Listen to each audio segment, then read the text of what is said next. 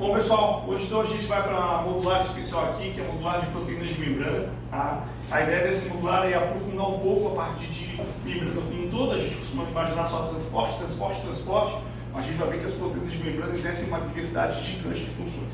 A primeira coisa que a gente vai trabalhar é com seus formatos. Quanto ao formato delas, a gente tem alguns formatos tradicionais, como por exemplo as em alfa-hélice, proteínas geralmente de ancoragem, associadas então ali a receptores específicos. Temos as helicoidais ou conjuntos helicoidais, que são proteínas geralmente de transporte, tá? E temos ainda um conjunto bem especial chamado de beta-barril. Beta-barril ela tem um formato de cesto. Uma proteína tradicional que se trabalha de beta-barril é a aquaporina, que permite a passagem de água, mas também temos os canais iônicos, que permitem transportes constantes de sais, que têm então cargas relacionadas a essa proteína, seja carga negativa ou positiva, ou seja elementos polares ou apolares, permitindo a passagem com facilidade e de forma simplificada por esse processo. Além disso, a gente tem aqui proteínas periféricas, que podem ter funções enzimáticas, de ancoragem, de transporte e assim por diante.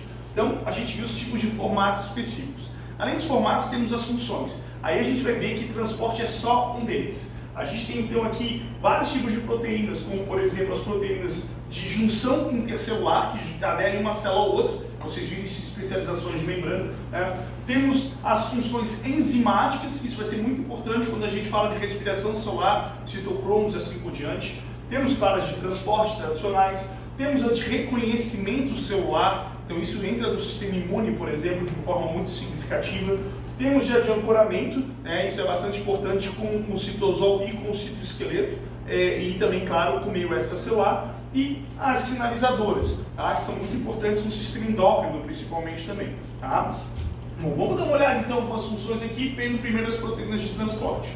A gente tem algumas proteínas bem tradicionais aqui, tá? Que são aquelas que permitem a passagem de substâncias por esse mecanismo. Esse aqui é uma imagem tradicional que o pessoal costuma trabalhar, colocando então as proteínas de difusão facilitada, as que permitem o transporte do soluto do meio mais para o menos concentrado, e de transporte ativo do meio menos concentrado para o mais concentrado. Só tomem cuidado que a UFSC em 2016 considerou essa proteína aqui, que é a proteína de canal iônico, como uma proteína de difusão simples, e na verdade ela é mesmo de difusão simples, por quê?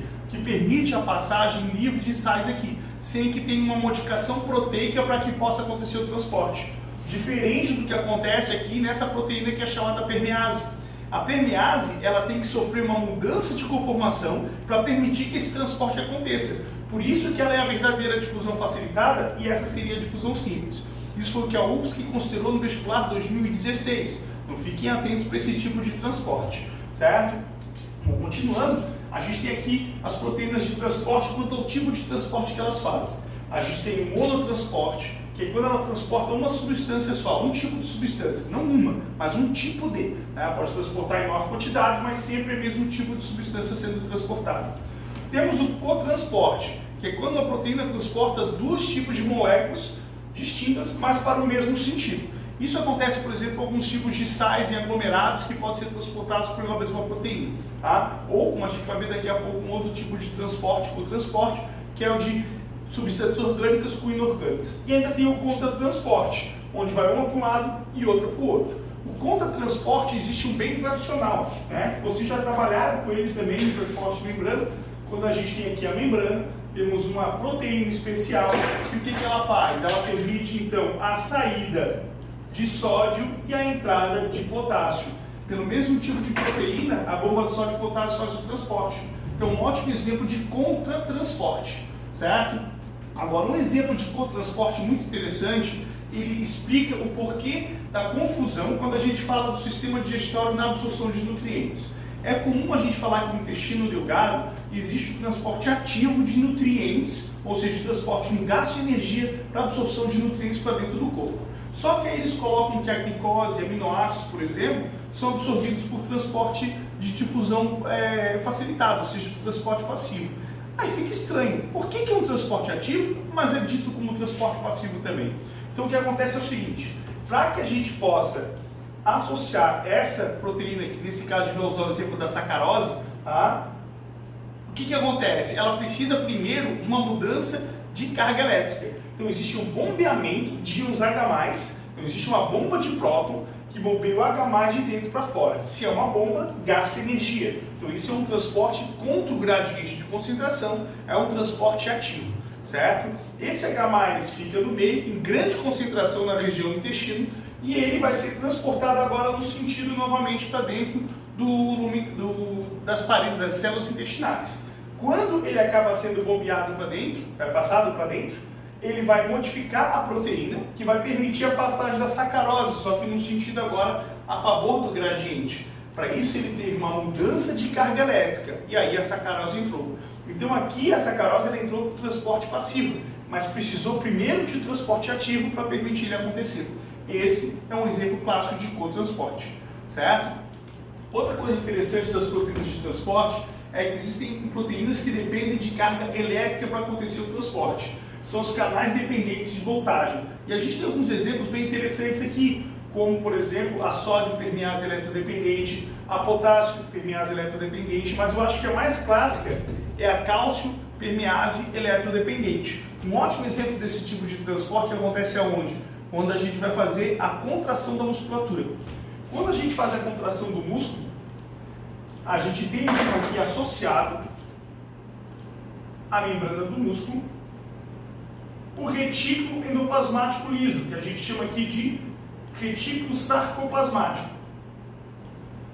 Certo? O que acontece? Vem aqui a descarga elétrica, ou seja, vem aqui o impulso, e o impulso nervoso ele vai fazer com que a membrana aqui ela inverta a sua carga elétrica. A gente sabe que a membrana tem que ser eletropositiva fora e eletronegativa dentro, certo? Ou menos eletropositiva dentro. Aqui acaba tendo uma inversão, ela inverte a polaridade. Quando gera essa alteração de carga, o cálcio sai. E quando o cálcio sai, ele permite então a contração da musculatura. Então, para a gente poder contrair a musculatura, a gente tem que fazer um transporte passivo por difusão facilitada dependente de uma carga elétrica para que aconteça então essa contração. Para a gente poder relaxar o músculo, a gente tem que bombear o cálcio para voltar aqui. Então, olha só que legal, a gente gasta energia para relaxar a musculatura. Claro que gasta muito mais para contrair, porque tem um conjunto de actina e miosina que tem muito gasto energético. Mas, para relaxar, eu preciso gastar também, certo? Então, esse aqui é um exemplo interessante de como a carga elétrica significa isso. Então, pessoal, toda vez que vocês tiverem uma carga elétrica sendo envolvida nesse tipo de transporte, automaticamente esse tipo de transporte é um transporte do tipo passivo. Tá? Então, toda vez que tu altera a carga elétrica na membrana para permitir o transporte acontecer, é passivo. Então, quando a gente gera impulso nervoso, é ativo ou passivo? É passivo. Ah, mas e a bomba de sódio e potássio? A bomba de sódio e potássio, ela não tenta inverter a polaridade, ela mantém a polaridade. Por isso que ela é um transporte ativo. É quando eu inverto que aí vem o transporte passivo, certo? Então isso é uma boa dica para vocês verem isso aí quando a gente fala da parte do tecido nervoso e do impulso elétrico no sistema nervoso também, certo? Continuando, a gente também tem aqui as proteínas de enzima da membrana, são aquelas que vão trabalhar com reações enzimáticas. Um clássico exemplo que a gente tem aqui são as proteínas de citocromo, que fazem fenômenos de oxidorresultase. Meu Deus, que coisa difícil, pessoal de química falar isso. Oxidação e redução, bom, né? Então eles vão fazer esses tipos de fenômenos que são fenômenos enzimáticos. Então tem várias proteínas que trabalham em metabolismos específicos, a gente pode pegar tanto a fotossíntese quanto a respiração, então trabalhar com esse tipo de estrutura enzimática, certo? Outro exemplo interessantíssimo aqui são as proteínas de ancoragem. As proteínas de ancoragem, elas podem fazer dois tipos de ancoragem, a ancoragem interna ou externa. A ancoragem interna é quando elas se ligam aos microfilamentos aqui do citoesqueleto. Qual que é a importância da associação desses microfilamentos, principalmente nas nossas células animais? Os microfilamentos principais são a actina e miosina. Com o deslocamento de um em cima sobre o outro, vai permitir o movimento de membrana, e aí entra o fenômeno de fagocitose, o englobamento de partículas. A movimentação da membrana depende disso. A própria fluidez da membrana depende desse tipo de mecanismo de ligação. Além disso, existe um ancoramento fora. Esse ancoramento é principalmente importante no tecido conjuntivo. Por quê? O nosso tecido conjuntivo apresenta proteínas extracelulares, que ficam então naquele meio extracelular que a gente costuma chamar de matriz.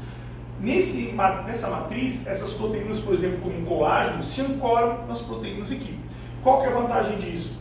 Ele vai estar associado ainda ao glicocálix. E aí, dependendo do tipo de reconhecimento, a gente vai ter uma maior ou menor interação, permitindo esse tecido ficar mais ou menos denso. Isso é muito importante ali para a gente trabalhar com o tecido conjuntivo de acordo com o local onde ele é encontrado, certo? Outro exemplo interessante de proteína de ligação que a gente tem aqui é a proteína de ligação intercelular, entre células. A gente viu um curamento do citosol e o curamento do meio extracelular, mas eu posso ter curamento entre células. Vocês trabalharam então ali, por exemplo, com os desmossomos, com as interdigitações, que são ótimos exemplos disso, né? Onde a gente tem essa conexão. Temos ainda a junção oclusiva, onde tem uma ligação total de proteínas da membrana uma com a outra. Existe uma outra ligação muito interessante, que é a junção comunicante. A junção comunicante são proteínas que se associam uma com a outra, mas são proteínas de canal, que permitem a passagem aqui então de sais, de eletrólitos e assim por diante. Qual que é a vantagem? Eu posso passar aqui íons de carga elétrica e alterar a membrana, a carga da membrana de uma para a outra. Então, por exemplo, essa aqui pode ter sofrido uma alteração de carga e passa essa alteração de carga para cá também. Isso é o que a gente chama de sinapse elétrica, que acontece principalmente no tecido cardíaco, tá? O tecido muscular cardíaco. Esse tecido então tem as junções ali comunicantes, tá? E permite então que aconteça uma célula se contrair e passar informação para outra contrair também. É a única sinapse com contato, onde as células se conectam uma com a outra. Isso é bastante importante destacar, certo? Passando essa porção para lá, automaticamente a outra passa informação do mesmo jeito. Então a junção comunicante, ela não passa só substâncias de nutrição, ela passa informação também dessa maneira. Então a importância desse tipo de junção.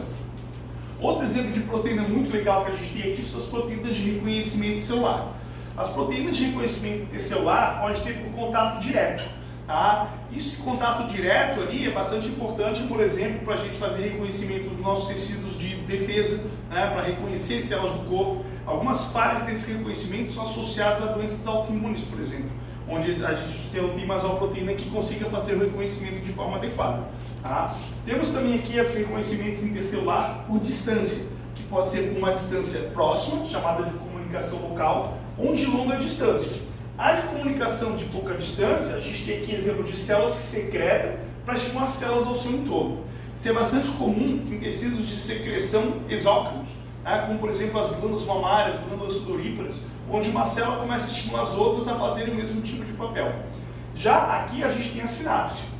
Esse, claro, a sinapse química, que é a sinapse que vai liberar os neurotransmissores. Não existe um contato direto entre as células, mas um contato indireto através de proteínas que são liberadas, certo? Além disso, a gente também tem um contato a longa distância. E a longa distância é extremamente importante para o nosso sistema endócrino, onde a gente vai ter então a liberação dos hormônios que vão chegar e entrar em contato com outras células. Então as células se comunicam pelo sistema circulatório através de partículas orgânicas de origem lipídica ou proteica, que a gente conhece como hormônios, certo?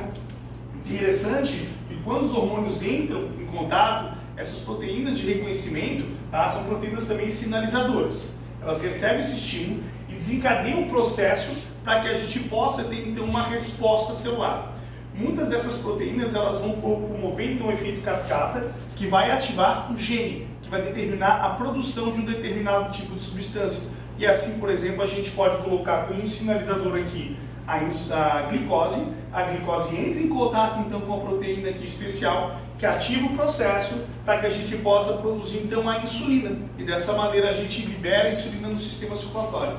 A insulina vai passando pelo sistema circulatório e ela vai entrar em contato depois aonde? Com uma proteína de recepção sinalizadora, que ela vai receber a insulina e ela vai determinar para o tecido a produzir as proteínas de transporte de glicose. E a glicose começa a ser absorvida. Então, olha como essa aula ela acaba entrando muito no sistema endócrino, né? Porque essas proteínas sinalizadoras, elas mostram que a importância delas é muito grande, porque se elas não existirem, a insulina não consegue estimular a absorção de glicose e automaticamente eu tenho um caso de diabetes do tipo 2, porque eu não consigo absorver glicose, porque eu não consigo reconhecer a insulina. Então esse indivíduo ele não adianta inocular a insulina nele, porque ele já tem insulina, ele não tem como reconhecê-la. Essa é a diferença da diabetes do tipo 1, onde tu não produz insulina, ou tu tem uma doença autoimune que tu destrói células pancreáticas que produzem insulina, e a diabetes do tipo 2, que é onde tu tem insulina, mas tu não consegue reconhecê-la pela falta dos receptores de insulina, certo? Então são isso aí, pessoal, os tipos de proteínas especiais. É uma aula interessante e que, como falei, caiu na prova da UFSC ali, até acho que não falei sim, caiu aquela sinapse elétrica, né, que caiu na prova da Federal do ano passado. Acho bem interessante a gente ter essa puxada, certo? Então é isso. Abraço para todo mundo e até a próxima aula.